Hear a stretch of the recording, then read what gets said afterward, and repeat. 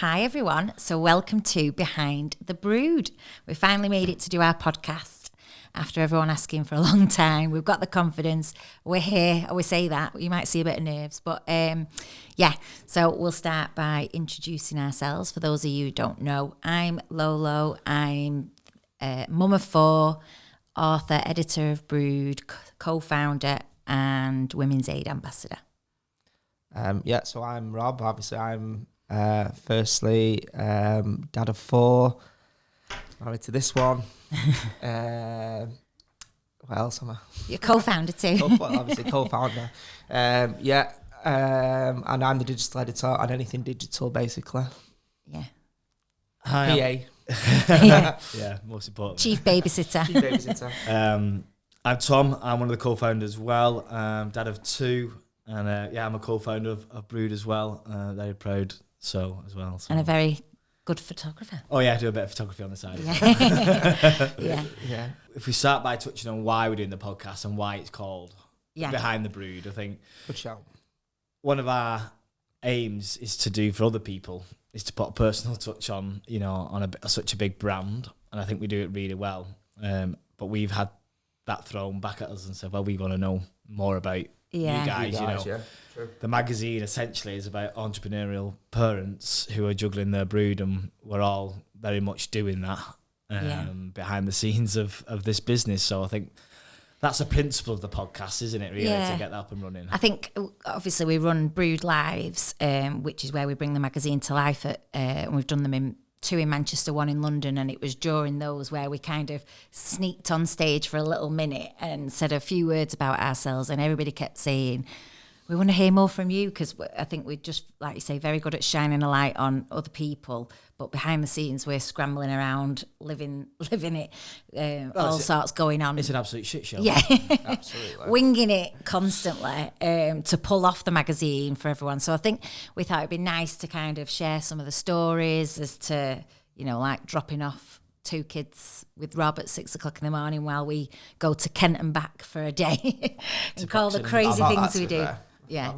But we take it for granted, don't we? It's what we do, know. And since we've become business partners with the magazine, our families are very much integrated, haven't they? And we'd think nothing of dropping the kids off with Rob. My two, all four, and then like you said, get in the car, bomb it down to London for an interview while Rob's doing school pickup and also keeping the magazine up and alive while we're doing that. So, I think people need to know what we're doing. And I think one of the principles I always say to people, what is the magazine? I think whether you're a hairdresser, whether you're a lawyer, or whether you're a footballer, essentially, when you walk through that front door, we're all parents and we've all got the same responsibilities. And I think that's what we're trying to get across, and that's very much what we're doing. Yeah, for anybody outside of Wigan, parents. I know. I didn't like to interrupt, but he takes the mickey out of me all the time for my Manc accent, which I'm very proud of, by the way. But I'm sure he will do that in return. We're not having wording on the podcast. Translation for those outside of Wigan. No, but it's right, because I think obviously. I think as well, people can look at BROOD and think it's a really big kind of brand and publishing house behind it. And essentially, it's us three full time. And then we have Jess, Nikki and Kate who work on it part time with us. And it's kind of just been a lot of graft. And I mean, obviously, sometimes print deadline, because we are juggling kids and everything else that's going on. It can be, and everybody who works with us to do with BROOD are also juggling, so they're terrible at getting things in for a deadline. Everybody we interviewed, effectively, like you said, that's I mean, maybe you need to go into how it started, actually, like, the fact that you wrote it in. Go on, I'll let you go. Well, yeah, that was one of the questions, actually, everybody asks us a lot, isn't it? And how BROOD came about, and essentially it was from years of without boring everyone to tears, but I had really bad health in my 20s and was essentially told at 21, after a back op went wrong, that I would be too poorly to ever work again. And lost kind of the use of my legs for a long time and was in and out of a wheelchair in my 20s and kept, you know, just being signed off sick. And I was determined that that was not going to be my life. We were also told we wouldn't have kids or 8% chance of having kids. So kind of we wrapped our head around that and started a business around 29. And then like, I think it was 6 months into that business and actually fell pregnant naturally. And then everybody was like, well, you can't carry on your business now, can you? And I was like, yeah, I can, because obviously all those years of not working, not thinking we'd have kids, just that drive and ambition was like bubbling over. And essentially, after the first child was born, 8 months later along came another child. So the judgment of me wanting to carry on working was really, I mean, they're only 13 and 11 now, so I think it kind of shows that even not that long ago, there was a lot of judgment about women working and stuff. Well, and me and Tom obviously have spoke about it separate, because obviously Tom gets it as well a lot, doesn't he? You know, like the facts, like we should get more praise because we're the dads, you know, but yeah, we're you know, it's 50-50. We're parents. Well, I think we were forced to be a team early days, weren't we? Because you had to give up work to help look after me and everything. But essentially, we went on to have a strong and successful business. Met Tom along the way, and obviously, we were talking a lot about how it was quite lonely at times running a business, and you know, and how as a parent lonely it can be as well, in terms of just feeling like you're failing all the time and all the challenges you come across. And it's kind of where BROOD was kind of in my goal book, as needing a touchstone to find somewhere where you could get inspiration for keeping going on those tough days in business. Also reading inspirational stories just about parenting, or just feeling like you could relate to somebody. I think there's a lot of frustration from social media, from, you know, you've got your entrepreneurials having a nice bath at 4 a.m. Yeah. You know, that's it, yeah. They're working while everybody else is sleeping, all this. And I found myself getting very frustrated. You know, I had 2 young kids, you know, Kath works away like my wife. So I've often got the 2 kids on my own, and I was very frustrated. I had all this drive to match what they were doing. Absolutely, yeah. And they were spouting off, you know, about this. And I just thought, you're not in the real world. And I think a lot of parents have that same frustration. So I think it's our job to share that, you know what, you can do that. You don't have to have an ice bath at 4 a.m. and have your steak and eggs before 6 and, you know, be working while everybody else is sleeping. You can actually do both. And I think that's, again, bringing it back to the podcast, we're doing this. We all did school drop-off this morning. We're all doing school pick-up in a couple of hours. We've got a podcast to do. We've got the next edition to churn out, you know. So, and again, I want to relate that to everybody else. Yeah. Everybody else is doing that. Yeah. They're all juggling. Instagram there, like you said, if that picture perfect thing, if the reality of it is, if you just turned it slightly, you'd probably see a load of washing on the side, or you know, like babies running round, and you know, we're all juggling, and that's like. I think it's turning slightly that everybody obviously wants that realness, and I think we were kind of, we're coming up to our 3rd year birthday, but when we first got out there with BROOD, I think that's why so many people loved the concept, because they were like, oh God, yeah, we'd need that in our lives. And I think obviously we sort of sat down together, decided we wanted to go for it, and we went for it. And we just, the support we've received, obviously. That network we've started with building, like you said.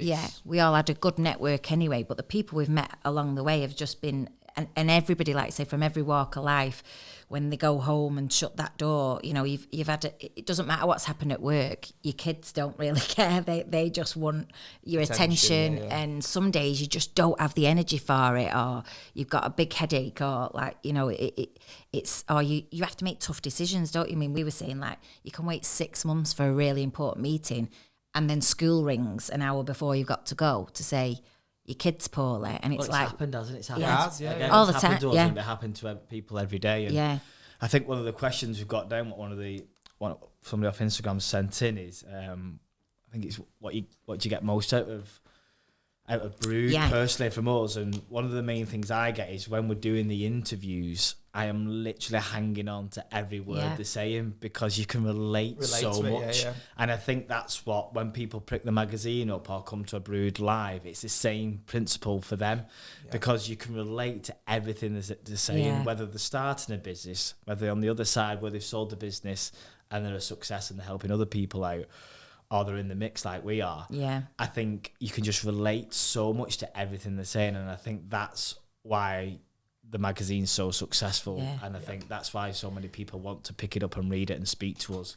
I mean, I've sat there typing up interviews with tears streaming down my face, going, yes, I can, because we've had some tough weeks since we've, obviously with any business starting it up, but especially your first 3 years, and we've sat there and I'll be like, I think it's important to say, you're waiting on an invoice that then rarely anybody pays on a Friday, and you're going into the weekend, and like you said, we've got 4 kids, and we've got £8 in the bank. So you're trying to make it fun for the kids that you've got to go to Aldi with £8 and do the £8 Aldi challenge and stuff. And they're some of the things that people can look and think, oh, you're running this magazine and you're at all these events and stuff. And because we again, another thing people don't realize how hard it is to get funding as a new business. So we've done it without any overdrafts, without credit cards, without an investor. Like we've just built it naturally and stuff, and I think that's why. I think that's the thing, kept going. Yeah, I mean, I think despite it was really despite the downtimes, like you said, the 3 of us, Yeah, we've got get through it, don't you? And it does always pass, and it's just having that belief in what you're building. And that's why I mentioned about the articles with other people, because you realise other people are doing it, and other people have been through it and gone through it, and that belief to carry on going. Is there, and that promise, and to see some light at the end of the tunnel. So I'd love people to pick up BROOD magazine, read those articles we've got, and get the same belief and the same hope that I get from doing the interviews. Yeah, it's really reassuring, isn't it? That motivation that, like you said, that you need sometimes when you're having a shit day and you're thinking, is it worth it? If there's no one, if you're in business alone and there's no one there to give you a pep talk, essentially, BROOD magazine can do that for you in terms, and that's what's really special. And I think that's come to life for us, where we get that real sense of achievement when we do the lives, and especially the most recent one we did in London in October, and it kind of ended up like a bit of a, I mean, I cried. I ended up on stage last minute because somebody was late. Like one of the speakers was running late from filming and didn't end up making it. So Kath, Tom's wife, was hosting it, and I was like, I've got to ask you questions. You ask me questions. We'll fill the time. Typical kind of BROOD. And I was extremely hormonal that day, so couldn't hold my tears in. This is a trend in. It is a trend. Yeah. Well, me crying, you mean? Yeah. Rob's normally the crier. But and it just got to, again, it's too much of it's probably a separate podcast in itself, but got to talking about our youngest son, who's 5, and he's on the autism spectrum, and he's not talking. And as I said that, which I talk about constantly, but just to say it on stage and say that that's one of the driving reasons for keeping going sometimes, because there's no funding or help there with the system, so we want to make money so we can help him and give him the most help possible. But saying that out loud on the stage at London, I burst into tears, and then I was like, oh God, someone brought me a tissue, and I was thinking, for God's sake. By Kleenex, yeah, it should. And then the next thing, Kath was crying, you was crying, I was crying, everyone was it. And the room started, like you said. And everybody just started putting the hand up, didn't they? And they were tears down their face. It was magic, like you said, that, because everyone just sort of almost let go, and it was literally one after the other saying, I can really relate to that because of this. And then somebody at the next table was going, don't you say that about yourself, you're amazing. And it just, everybody connects, and people can come in there all on their own and buy a ticket, just come and sit there on their own, and they leave with, friends, actual friends, not just acquaintances, not someone they've just give a business card to, like a normal networking event. People really kind of find such comfort in it. They connect, don't they? They connect on a real level, and I think in business that's very rare. Yeah, I think to have that authenticity of meeting people who genuinely care about what you're saying, and genuinely listen. There's not many business networking meetings you can go to and come away and say that. And I think that's something we potentially, I know I did, overlooked, I think, with BROOD Lives, and looking at it now, we're on our 3rd, 4th year of it. That's a massive part of BROOD Live, and that's why people keep coming back, is to get that connection and build those relationships, and for us to see that run across social media, and that for me is just unbelievable. I mean, look at the variety as well of people that came. Like, there was a guy there, he was 20. You know, he said it in his testimonial. You know, he said, I didn't think I was going to get anything out of it. Because he didn't have kids, did he? But kids, I'm a young guy. And yet he came out and said, look, I got a lot out of it. And yet we had a guy, an old guy there, you know, I'm sorry, I didn't mean to say older, but, you know, I'm sure he'd be all right. He's in his 80s. He's in his 80s. And yet he was at the other end, and them two were talking. And for me, that was magical, like you said, to see that 80-year-old guy giving advice almost to this young lad who'd, you know, and like you said, that whole he'd been range there and done it, got the t-shirt. Exactly. But I think we've got quite a lot of grandparents as well that read BROOD and come along to BROOD because of the way how much it costs for childcare and stuff, and that's why half the people are juggling, because they're having to raise the brood whilst literally laptop in one hand, baby on the hip, because you can't afford childcare the same. So grandparents are finding they're not retired, they're working part-time, and then they're having to do babysitting duties and childcare and stuff. Yeah, a massive part of trying to juggle the brood and run a business, whether in the corporate world, self-employed, whatever. Grandparents are a huge part of it. And like you said, that we have a good following, don't we? I think that's, I mean, it sounds a bit cheesy, but we essentially call it the BROOD family because it's hard to explain unless you're there or you're part of. Even just on Instagram, you see it, don't you, in the comments, and people DM us and say, oh, you've no idea how much I needed to see that quote today, or how much I needed to read that interview. And to think that we could provide some comfort to someone, because we know how it feels to have a day where something might disappoint you. There's no judgment. Yeah. I mean, like I said, and again, going back to Amanda's testimonial letter, I can still hear her saying, you know, the no judgment aspect there, because, you know, like, people will say, look, I'm failing here. I feel like I'm failing. I'm crying all the time because, I've got my kid here. I'm trying to run my business. But, you know, like I said, that just to share is, a lot of people are finding that. Yeah. I think also celebrating the wins, because obviously there's such highs, and that's what, you know, obviously one of the reasons you're doing it. But I think people talk a lot about not everybody can relate to them anymore if they're not running a business, or they haven't got a career where, you know, it's a career with a ladder that they want to get to the top of and stuff. And I think sometimes to have those people that cheerleading for you, and they're actually celebrating those wins with you as well. And I think that's something we've found amazing, how many people really want us to win. And that's been really, really nice to see the support and people genuinely like what we're doing. And I think, again, that's why we want to do the podcast. Look at the photo shoot we did last week, like you said as well. I mean, like you said, that was just mind-blowing for us all. Like you said, all those people who wanted to support us, it's like... Yeah, I mean, you'll see that, wanted us to win. They want us to win. Yeah. That's coming out beginning of March. It's our next front cover, isn't it? Yeah. And that's a nod, well, not more, it's a lot more than a nod to International Women's Day. Yeah. So we got a group of inspirational ladies together, didn't we? And I think there was 12, 13. 12 on the cover, and from all different backgrounds and careers and businesses and stages in life. And it was like one of them things that you get an idea in your head and you can't let it go, but to actually see it come to life. Well, that was the royal we, you mean? Yeah, I was about to jump in and say that. I said, because generally you come up with ideas and mean something, oh my God, what now? Yeah. I always say, you don't need to ask how, just take the first step and, the rest will follow. I'm full of the little sayings. But again, being surrounded people who are in business and working towards their own businesses, I think we're getting advice from them as ourselves, you know, about celebrating the small wins. It's something we're guilty of. There's always something more important to do than physically stop and take note. And I think after that International Women's Shoot, we were on such a high. We went and had a drink, didn't we? And I think it was one of the first times. Some more than others. We won't tell everyone about how you ended up, Rob. That's a different podcast. But again, that's the first time we've stopped and gone, you know what?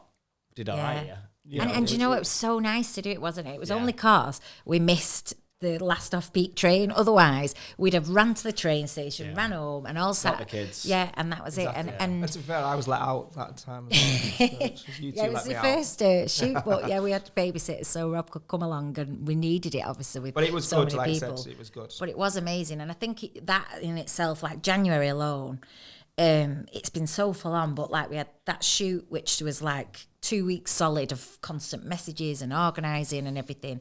Then this week it's all podcast launch party. Next week it's deadline week for the next edition, and it's like, God, I've like even on Thursday last week I thought I feel like I need a week off just to mentally get this right. But you can't. Yeah, I felt like I couldn't even speak. I'd spoke to so many people for however many days, but you don't get that. And but it was really nice for us to sit there, and we were sat with Nicola, who is actually sponsored this podcast, and she's built an amazing company, Hair Made Easy, and she was part of the shoot with us, and it was amazing. Like, she was just sitting there, just thinking, reiterating just how magic that day had been, and it was nice. Somebody else's eyes. I think that's what it was as well, like you said, and then that was for us three. I know, obviously. To hear that through somebody else's eyes, it did make us, ironically, open our eyes. I think it made us stop and realise what we put together. Really, and I actually messaged Nicola saying, I'm glad you got to see what we see. Yeah, exactly. You know, and you can because we just take it for granted. You can see what we're creating. And the vibe again was so high, and the ladies. It's the energy in it. It's the energy and building relationships with each other as well, and you know, we're all going to get together, aren't we, on International Women's Day again and celebrate, and because all them have all become. That's what I'm saying. Connected again. They were like, "Are we having a lunch?" And I was like, "We can sort that. We are now. We are now. Just give me a few days." But it was really special. So special. Tom didn't even want to backdoor it, did you? You enjoyed a few glasses of fizz. Sociable. I am. You was very sociable. I've got a bad rep. To be fair, I wouldn't. No, it's only because he's not. You're frightened of partying with us. I mean, we are renowned party animals, aren't we, Rob? But you know, I say work hard, play hard. But you need to learn to hold your ale a bit more after the other night. You can't be behaving like that on Thursday, can you? Otherwise, we'll have to make you backdoor it. We'll see what happens with her. But might have a business though. Yeah. So for those of you who are watching on YouTube at BROOD Magazine, you're probably wondering why I've got this lovely hair wrap on my head. Well, we just wanted to say a huge thank you to our sponsors, Hair Made Easy, without whom the Behind the Brood podcast would not have been possible. So Hair Made Easy, you need to check them out. Nicola, the founder of Hair Made Easy, has become a good friend of ours since we started BROOD. She's an incredible female founder. She's created some amazing hair products that go to salons throughout the UK. And also, there are loads of products that can really help you at home, especially if you're rubbish with your hair like me. So these hair wraps, for example, have stopped my hair being frizzy. It helps it dry faster. She's got the most amazing brushes. So dry your hair the easy way. Treat your hair with the extra large hair wrap from Hair Made Easy. 100% bigger than... Nice. That was lovely, that. Are you all right there, boys? It's bloody lovely. You'll never catch me having a show out on these bad boys now. Well, I don't know why you've got one on. You've got no hair. Hey, come on. Anyway, if you want to join me and the boys and get yourself some Hair Made Easy products, then check out hairmadeeasy.com. I already know the answer to this question. I know what you two are going to say, but who is the bossiest? Well, let's put it in a more polite manner. The driving force behind the business is Lolo. Yes. We touched on it earlier, didn't we? When we said, look, what happens is generally you come up with an idea and me and Tom, I think, what now? I don't know if you can swear on the podcast. She'll get her crystals out and she'll, positive pants on and all this. Yeah, and me and you were like looking at each other like with eyes, thinking, like, I know what you're thinking. Normally the moon's aligned and we've got to go for it. I am a bit of a hippie We've done the these burning days. Of the sage. And yeah, I have. I've made you write stuff down. And what have we done like that? Yeah, we did. Do you not remember? Well, it was when it was we outside. I think it was a new moon. I'm only just getting into it all, but yeah, I was like, right, we need to write down our goals and affirmations, and then we have to burn it. As you do. So, yeah, but to be fair, boys, sometimes you can ask how and which way, and have too many questions. So do you know what? There's not one thing. There is one thing we didn't do very well. Let's not talk about that. But apart from that, yeah, we've smashed everything. Absolutely. But we've got to talk about that if I brought it up. Oh my God. Well, but if we say that's part of the process. yeah. But in general, like I say, our events are absolutely. There's not been one that's. So you came. That wasn't even an event, really, was it? No, so it wasn't really. So before we go into the negative, the positives are you said because we did it digitally for 18 months, didn't we? 6, yes, yeah. And then we did our first Brood live, and after that, we all agreed we needed to bite the bullet. We didn't know how we were going to do it, but we needed a physical magazine. Yeah, and then we did it. No and money. Then we needed to Brood. No money, no. No, Brood Live London was scary because London's a different ball game completely. Different people, different attitudes, different costs. Different costs. We did it. Yeah. You know, the podcasts, we're doing it. You know, so on a positive note, on a general, we set something and we'll do it. Yes. But even that shoot last week seemed impossible a lot of how are you going to do that? So just believe. We've got the premises now, blah, blah, blah. Yeah. You know, the one thing I'm talking about is when we had a bright idea too. So what we're finding is with the business, if we had an in or they had a general idea of what Brood was, we're having a lot of success, weren't we, in meetings of if they could touch and feel the magazine and get a hold of it, it was great and they were in. Yeah. So we had an idea of what we needed to do is invite a load of new businesses who had never heard of us into one spot, network, and get the opportunity to tell all these businesses who we are, what we do. Yeah, like we do for our brand partners. Yeah. And we know it works, and so that was we that. did that on the dullest, darkest, rainiest night of Manchester. Let's just add that in as a fact. So we hired a bar out, and we've got to talk about the cheese as well. Oh geez. Well, That's you know, funny. we had a budget, and the whole. Like I said, we know we can add value to people, but we were like, this is going to be great, and we ran round for a full day trying to find the perfect glasses to do these. What were they called then? Charcuterie. I'm not even going to attempt to I think say that's that. a mankway charcuterie. You're having a go at me for my accent. But yeah, so we did these cheese pots, and we got all this alcohol, and I think what was it? 3 people turned up. But this was the early days to everybody wanted to come to our events. Events are it's amazing. that bad now. So long story short, nobody turned up, did they? Apart from 3 people who we already knew. Yeah. But we can't even drive past that. Can't even drive past that place now, can we? No, we have shivers. No. But I think it's important we say them things. Yeah. Because like you said, it's mad. Like you said, you say that because we do laugh about it. But look, that's almost like an anchor, isn't it? If we look back and think. Where we've come from. I think we were 12 months in, and the thing is, there was so many people down to come, and it was a typical Brood-esque kind of. We were getting messages. Sorry, such body's been sick, so I've had to. My mum can't come and babysit now, and I've had a meeting late at work. I've had this, I've had that, and we were just message after message after message. Again, but looking back, you kept disappearing to the toilet because he was going to be, and he was sick, and it was like even. I mean, as positive as I am, which, you know, I was like, geez, oh my God, the more messages that came through, the more I was thinking, this is not good. And it's your biggest fear. I think there's a lot of fear when you put on an event in are people going to turn up? And I think especially when it's something that somebody hasn't paid to go to, I think if they buy a ticket, 9 times out of 10, they're going to find a way to be there. But something like that, if they haven't. I think the first Brood live as well, because obviously we were selling a concept, weren't we? You know, and it wasn't proven and anything, but then that's almost helped, hasn't it? Because people have been the first one, and we know now.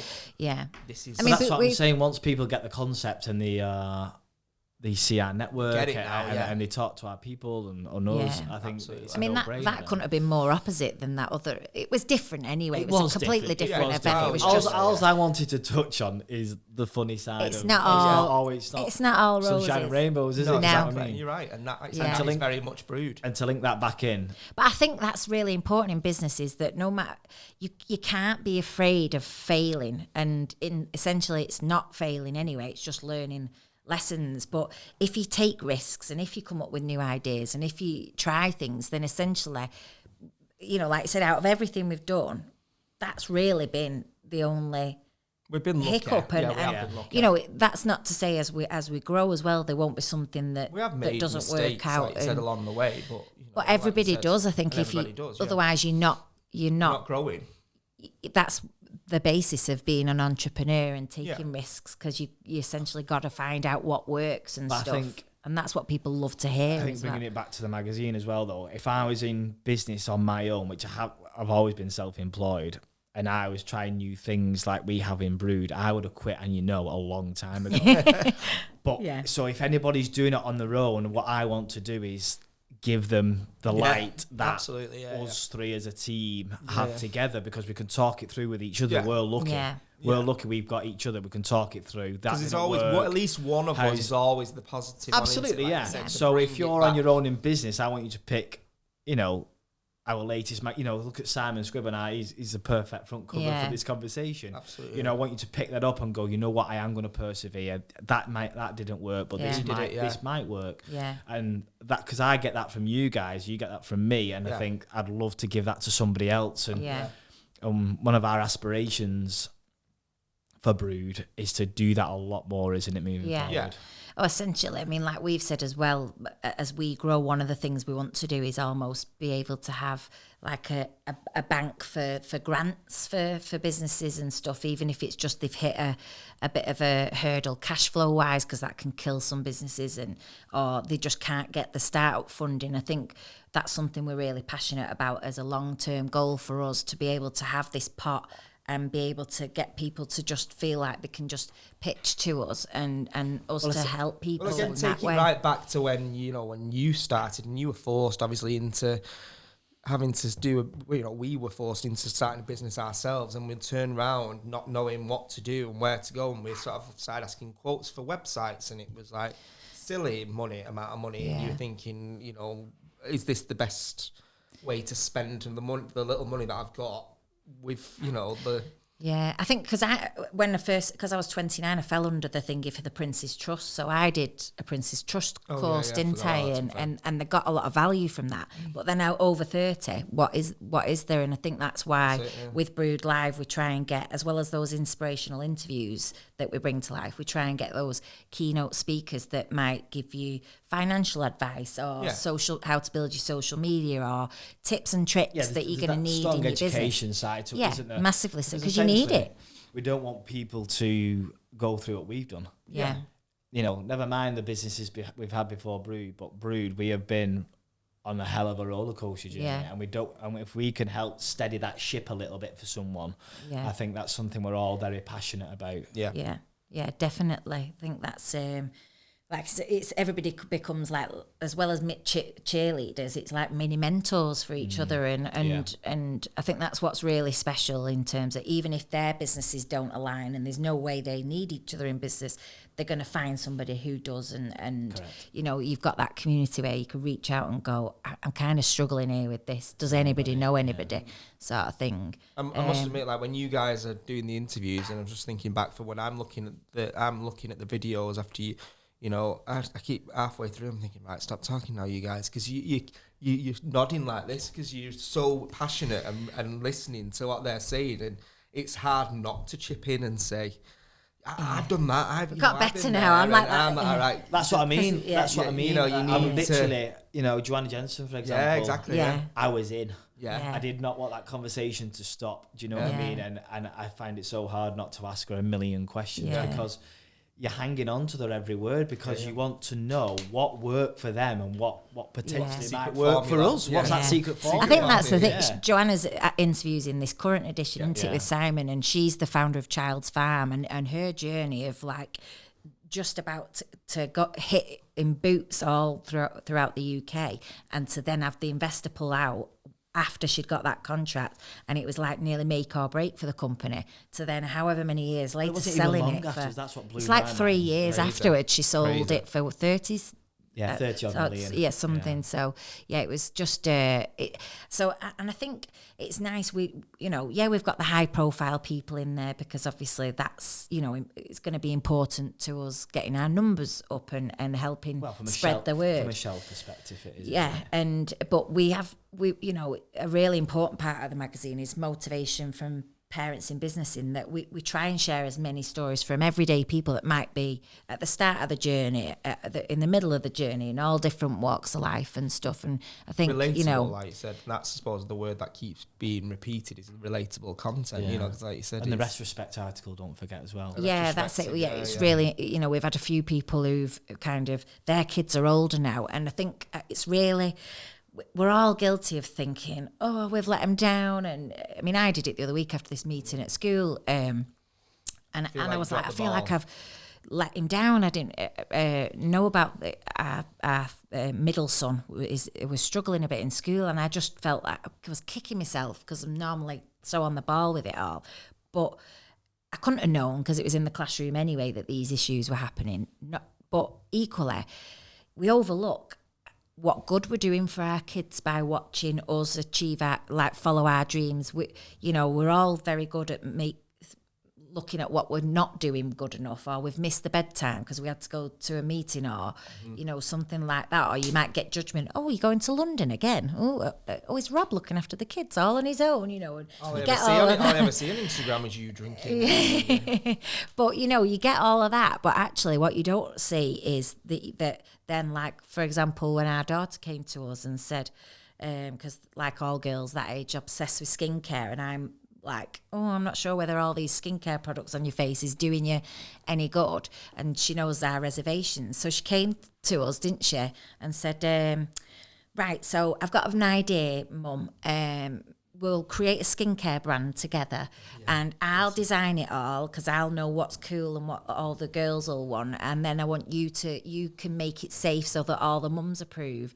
And I was like, there was no barriers there for her. She didn't think how. She didn't think what. You know, she sat there. She designed all the drawings. She'd done a little business plan and all of that. Yeah, he's on it, making her a logo and stuff. And I thought, I love that because she's looking at us and thinking anything is possible. And that's exactly. And I think again, me with my health, it's a big driver for me because I don't want people to look at me. I hide away a lot of the time when it happens, but Tom's had to carry me on a few occasions. So I do, at least once a week, I really do struggle still with a lot of pain. Yeah, I did give Kath a fright, bless her. And like 2 days before Brood Live London, I couldn't stand up, I couldn't walk, and everybody's going, oh my God, what we're going to do? And I was like, it's fine, I just got dosed up and, made it down there. No, but like you're saying, don't underestimate what you're doing on a daily basis, and that goes to everybody who's listening now. Don't underestimate the lifestyle choices you'll make. The kids are watching and they're learning, whether it's that's making time to go to the gym, making time to eat healthy, even though on paper it's not as much time with the kids, they are actually benefiting from that because they are seeing what they're aspiring to be what you're putting, what normal is to them.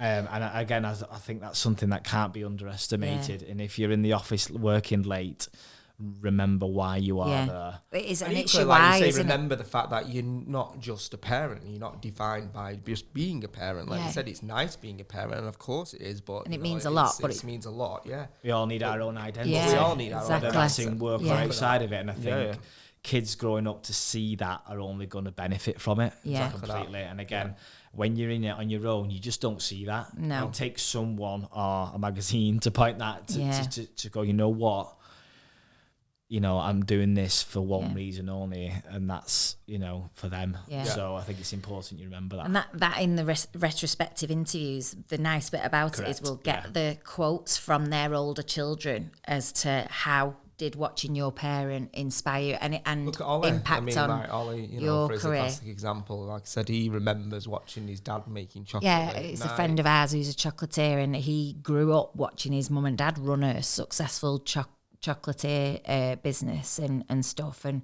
again, I think that's kind of you have to look at that day to day and stuff. And and the why. It's no coincidence Ollie's very entrepreneurial, very creative, very entrepreneurial, and he's doing his thing. That's no coincidence because he's been brought up in that environment where we've got to keep this family business going, and it's possible, and I can do that with kids.